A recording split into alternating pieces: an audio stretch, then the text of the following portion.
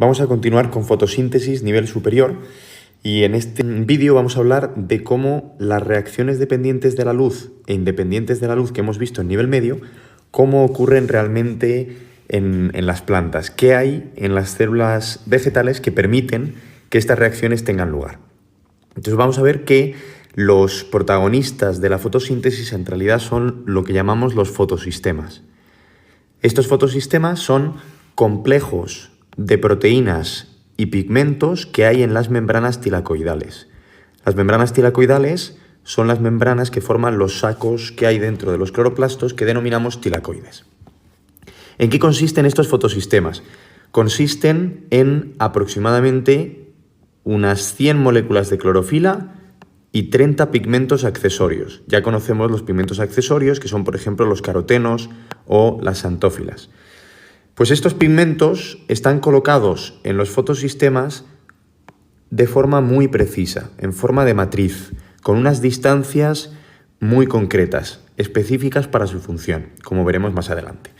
Partes de un fotosistema. Ahora veremos una imagen de qué es un fotosistema, cómo es.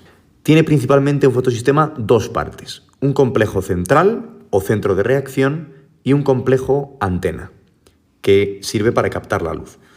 Por lo tanto, un centro y una antena alrededor. Fijaos que esta imagen de la antena ayuda mucho porque lo que le interesa al fotosistema lo que le interesa a la planta es captar la mayor cantidad de luz. Por lo tanto, la parte antena capta la luz y en el centro de la antena es donde está el centro de reacción que va a absorber toda la luz y va a iniciar las reacciones de la fotosíntesis. ¿Qué hay en ese complejo central o centro de reacción? Principalmente dos moléculas de clorofila A. Estas dos moléculas de clorofila A van a absorber toda la energía recibida por el complejo antena y van a iniciar la reacción fotoquímica o fotoactivación. El complejo antena lo que hace es captar la luz y lo va a hacer de la manera más óptima posible. Los electrones de los pigmentos del complejo antena van a ir absorbiendo luz a distintas longitudes de onda y por lo tanto se van a ir excitando a niveles de energía más altos, de forma que en vez de perderse la energía absorbida, se va pasando de unos electrones a otros, de unos pigmentos a otros.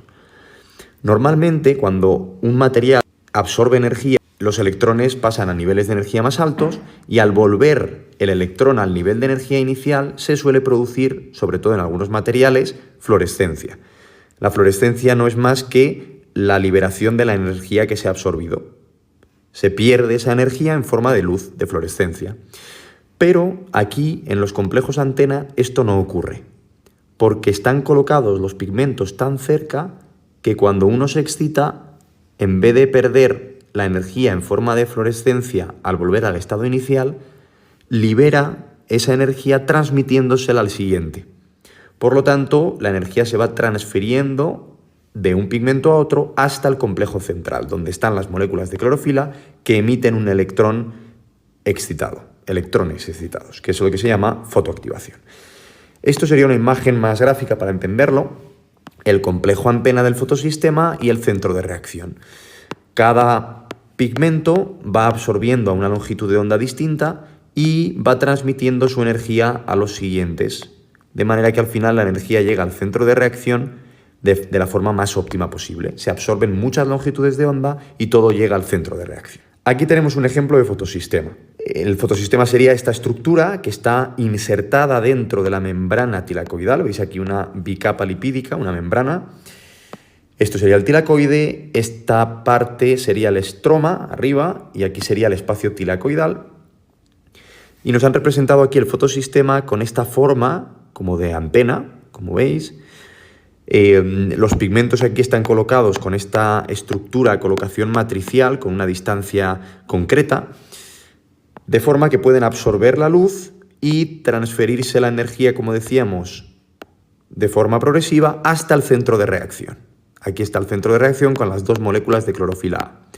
Reciben estas dos moléculas de clorofila A toda la energía. Los electrones de estas moléculas de clorofila se excitan, pasan al nivel superior y se transfieren al aceptor primario de electrones. Luego veremos qué pasa con esos electrones. Claro, si la clorofila va donando electrones excitados, se queda sin electrones. Necesita alguien que los reponga. En este caso va a ser el agua. porque este es el fotosistema 2. Ahora, como veremos, hay dos fotosistemas. En el fotosistema 2, quien repone los electrones de la clorofila A del centro de reacción es el agua. Y para que los electrones salgan de la molécula de agua es necesario romper la molécula de agua.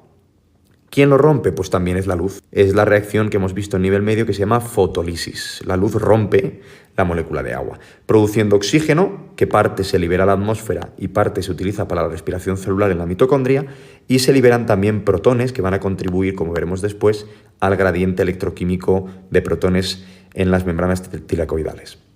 Bueno, pues esto sería un ejemplo de fotosistema, concretamente el fotosistema 2. Una vez que hemos visto lo que es un fotosistema, ahora podemos ver las características de los dos tipos. Hay fotosistema 1 y fotosistema 2. Vamos a ver dónde están ubicados, cuál es el donante primario de electrones, cuál es el aceptor primario, a quién se transfieren los electrones y quién reemplaza los electrones. En el fotosistema 1, la ubicación de estos fotosistemas 1, de estos complejos, son principalmente las membranas tilacoidales que hay entre las granas, entre los conjuntos de sacos de tilacoides, o laminillas se pueden llamar, o lamelas. El fotosistema 1 está ubicado ahí. Se le puede llamar también al fotosistema 1 P700. Precisamente es porque las dos moléculas de clorofila que hay en el centro de reacción absorben de forma máxima, su máximo de absorbancia de luz es a longitud de onda de 700 nanómetros, por eso se le llama P700. Esas moléculas de clorofila son los donantes primarios de electrones, los que donan los electrones. ¿A quién se lo transfieren? A la NADP reductasa. Es la NADP reductasa la que va a recibir esos electrones y luego veremos qué va a hacer con esos electrones, aunque por el nombre pues ya podéis prever que se va a dedicar a reducir el NADP. Por eso necesita electrones, ¿verdad? Para transferirlos al NADP y reducirlo. Y quien repone es otra proteína que se llama plastocianina, que va a reemplazar los electrones que se van perdiendo en el fotosistema 1. Vamos al fotosistema 2, que es el que hemos visto en la imagen anterior, que se localiza esta vez en las membranas tilacoidales dentro de las granas, que son los sacos apilados. En este caso, el donante principal son dos moléculas de clorofila P680, máximo de absorbancia de la luz a 680 nanómetros. ¿A quién ceden estos electrones? A otra proteína que forma parte de la cadena de transporte de electrones, que es la plastoquinona. La plastoquinona va a transferir esos electrones a la cadena, a la cadena transportadora de electrones. Y quien repone los electrones, que ya hemos visto, es la molécula del agua, que se rompe por fotólisis. Bueno, pues estos son los dos fotosistemas de los que vamos a hablar. Son los encargados de llevar a cabo las reacciones dependientes de la luz. Bueno, ventajas de esta ordenación de los pigmentos en un fotosistema. Ya las hemos ido mencionando. Al haber tantos pigmentos en el fotosistema, diferentes, porque hay carotenos, hay xantófilas, hay clorofila, cada uno absorbe más fotones. Cuantos más pigmentos, más fotones absorbidos. Es el efecto de la antena, ¿no? Cuanto más grande es la antena, más señal capta, ¿no? Los fotones de la luz se dispersan, la luz se dispersa, por lo tanto, cuanto más pigmentos haya, mayor número de fotones absorbidos. Además, al ser pigmentos distintos, hay un mayor rango de longitudes de onda que se absorbe, porque cada pigmento absorbe a diferente longitud de onda, mayor proporción de energía al final. Y la posición y distancia entre los pigmentos evita que se pierda energía por fluorescencia. Por lo tanto, la transferencia es óptima hasta el centro de reacción. Se aprovecha mucho toda la energía. Bueno, pues vamos a ver ahora con más detalle cómo funcionan estas reacciones dependientes de la luz con los fotosistemas que ya acabamos de conocer ahora. Nos situamos en el lugar, son los tilacoides de los cloroplastos, estamos en esas membranas tilacoidales, y el objetivo de estas reacciones dependientes de la luz va a ser producir ATP y, como veremos más tarde, NADPH también, a través de un proceso que llamaremos quimiosmosis o fotofosforilación. Esto de quimiosmosis nos suena, porque en la respiración celular también hablábamos de quimiosmosis. Quimiosmosis quiere decir que el ATP se produce gracias a un gradiente electroquímico de protones. Y ese gradiente, al final, se libera a través de la ATP sintasa y produce la síntesis de ATP por fosforilación que en la respiración celular decíamos que era fosforilación oxidativa, porque la energía para la fosforilación la daba la oxidación de los nutrientes orgánicos. Aquí, ¿quién da la fuente de energía? La luz. Por lo tanto, no es fosforilación oxidativa, es fotofosforilación. Bien, pues hay dos tipos de fotofosforilación, como vamos a ver ahora: cíclica y no cíclica. Vamos a verlo con imágenes que se entiende mucho mejor. Aquí tenemos el cloroplasto, aquí vemos los grana, que son la acumulación de tilacoides, y estamos ahora en una de las membranas de uno de estos tilacoides. Nos situamos aquí con la membrana lipídica del tilacoide. Esto sería el espacio tilacoidal, esto sería el estroma, y vemos que insertado en esta membrana tilacoidal tenemos un fotosistema 1 en este caso. Este fotosistema 1, como ya sabemos, absorbe la luz, el complejo antena, se van transfiriendo la energía entre pigmento y pigmento hasta que llega al centro de reacción, donde hay dos moléculas de clorofila A que absorben esa energía, los electrones se excitan y ceden los electrones a la proteína que es aceptora primaria de electrones, que va a transferir los electrones a la cadena de transporte de electrones. Y esta cadena de transporte de electrones, que contiene varias proteínas, lo que va a hacer es bombear protones en contra de gradiente, igual que en la membrana mitocondrial interna en la mitocondria, en la respiración celular. Protones de donde hay menos a donde hay más. Hay menos en el estroma, hay más en el tilacoide, y los protones se mueven de donde hay menos a donde hay más, es decir, en contra de gradiente. Esto genera un gradiente electroquímico de protones, y como también hay ATP sintasas en la membrana tilacoidal, muy similares a las que conocemos de la respiración celular, los protones pueden pasar de nuevo a favor de gradiente, liberando una energía que se acopla a la fosforilación de ADP, produciendo ATP. Esto es lo que denominamos la fotofosforilación cíclica. ¿Por qué cíclica? Porque los electrones, después de pasar por la cadena de transporte de electrones y producir el bombeo, vuelven a la clorofila A del fotosistema 1. De ahí que se llame cíclica. Los electrones siguen un ciclo cerrado. Pero vamos a ver que también hay una fotofosforilación que es no cíclica. En esta fotofosforilación ocurren más cosas. Intervienen los dos fotosistemas. Veis aquí el fotosistema 2, fotosistema 1, aquí. Bueno, vamos a ver cómo sería el proceso aquí. Como tenemos dos fotosistemas, captamos más luz. El fotosistema 2 capta luz a su longitud de onda adecuada, complejo antena, transferencia de energía hasta la clorofila A del centro de reacción. La clorofila A absorbe la energía, se excitan los electrones a un nivel de energía superior y esos electrones son transferidos de nuevo a la cadena de transporte de electrones. La cadena de transporte de electrones bombea protones en contra de gradiente y los electrones son transferidos a las clorofilas A del centro de reacción del fotosistema 1, que también absorbe luz a otra longitud de onda distinta. Sus electrones del centro de reacción se excitan y esta vez no son transferidos a cadena de transporte de electrones, sino que se transfieren primero a la ferredoxina y luego a la NADP reductasa, como hemos visto. ¿Y qué va a hacer la NADP reductasa con esos electrones? Pues reducir el NADP a NADPH. ¿Qué es esto del NADP? Bueno, pues es una molécula que se oxida y se reduce, es una molécula transportadora de electrones, muy parecida al NADH, que ya conocemos de la respiración celular, pero con una P. ¿De qué vendrá esa P? Es un grupo fosfato. Es igual que el NADH, pero con un grupo fosfato. Por lo tanto, aquí la energía química de los electrones se almacena en forma de NADPH. Vamos a ver que ese NADPH luego va a ser utilizado, su energía se va a utilizar en las reacciones independientes de la luz, que es básicamente lo que se conoce como el ciclo de Calvin. Pero bueno, tenemos este gradiente de electrones, gradiente electroquímico que se ha formado, que también se puede utilizar para fosforilar ATP de nuevo. Los protones pasan a favor de gradiente a través de la ATP sintasa, se produce de nuevo por fotofosforilación no cíclica, esta vez se produce ATP. Y este ATP, conjuntamente con el NADPH y con el ATP producido también por la fotofosforilación cíclica, las dos son simultáneas, toda esa energía almacenada en ATP y NADPH se utilizará para las reacciones independientes de la luz ciclo de Calvin que veremos después. Bueno, pues vamos a ver, por tanto, que los productos serán ATP y NADPH, que como decimos se van a utilizar en las reacciones independientes de la luz. Vamos a ver cómo es esta molécula del NADPH, para que veáis que es muy parecida al NADH. Es la misma estructura, pero aquí tenemos el grupo fosfato añadido.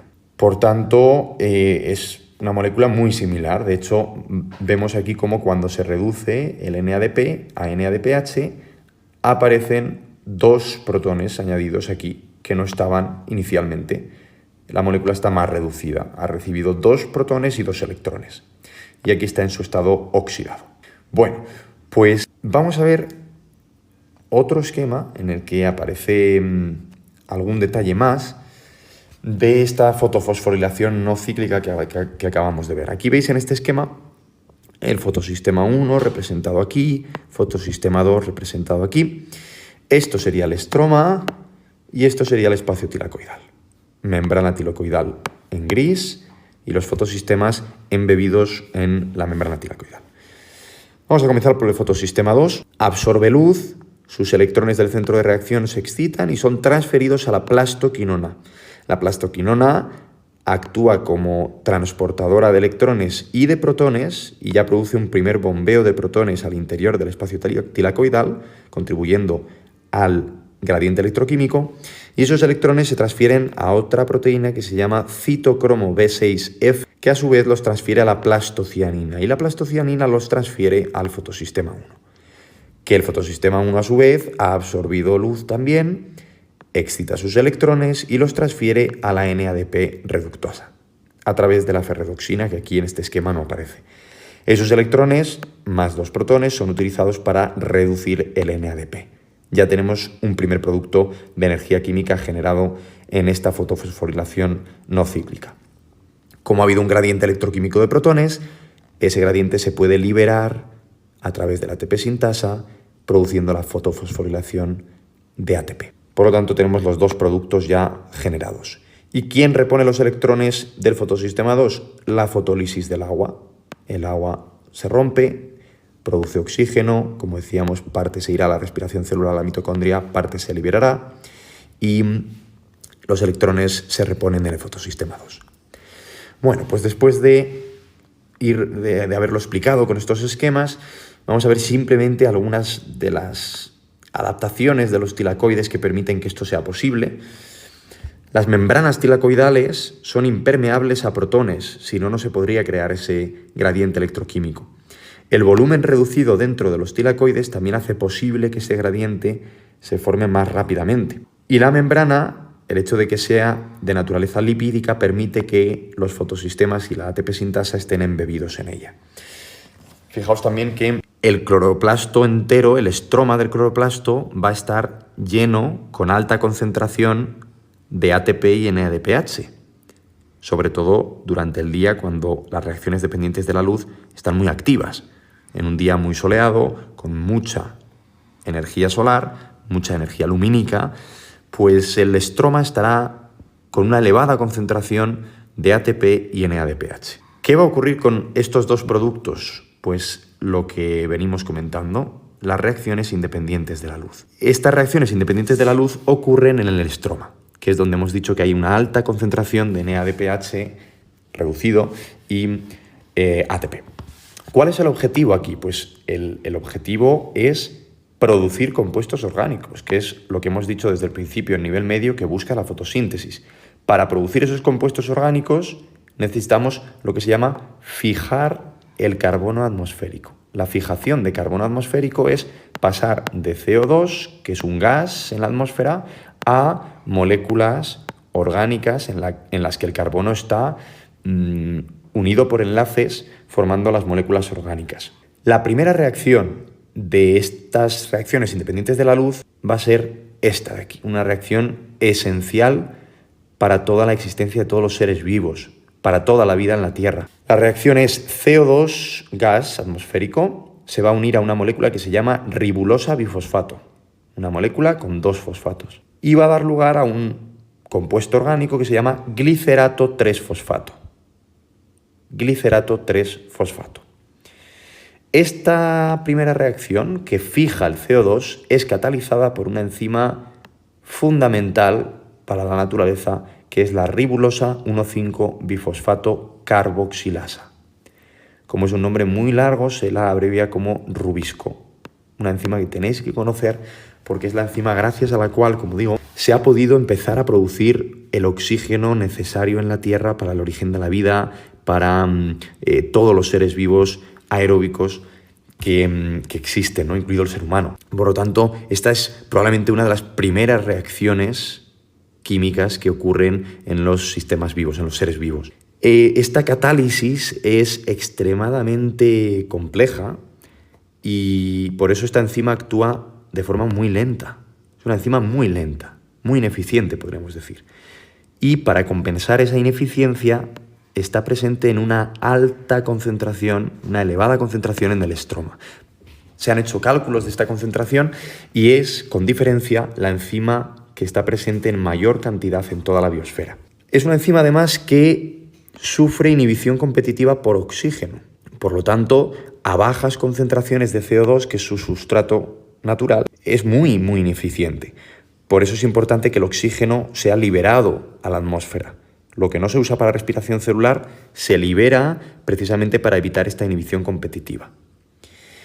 Bueno, ahora la pregunta es, ¿qué ocurre con ese glicerato 3-fosfato que se forma gracias a la catálisis de la Rubisco? Bueno, pues este glicerato 3-fosfato se va a transformar por una serie de reacciones en triosas fosfato o fosfato de triosa. Y este producto, las triosas fosfato, son las moléculas orgánicas que van a dar lugar a todos los compuestos orgánicos a través de distintas rutas metabólicas que necesita la planta. A través de estas triosas fosfatos se van a formar carbohidratos, glucosa y todos los carbohidratos necesarios, la celulosa, los polisacáridos, etc. También los lípidos, los fosfolípidos de la membrana, etc. Los aminoácidos para todas las proteínas e incluso los ácidos nucleicos. Claro, estas reacciones necesitan el ATP y el NADPH que vienen de las reacciones dependientes de la luz. Bueno, pues todas estas reacciones forman un ciclo, reacciones en forma de ciclo, que se denomina el ciclo de Calvin, en honor al científico que descubrió este conjunto de reacciones, que es Melvin Calvin, que recibió el Premio Nobel en Química en 1961 y que lo tenéis aquí.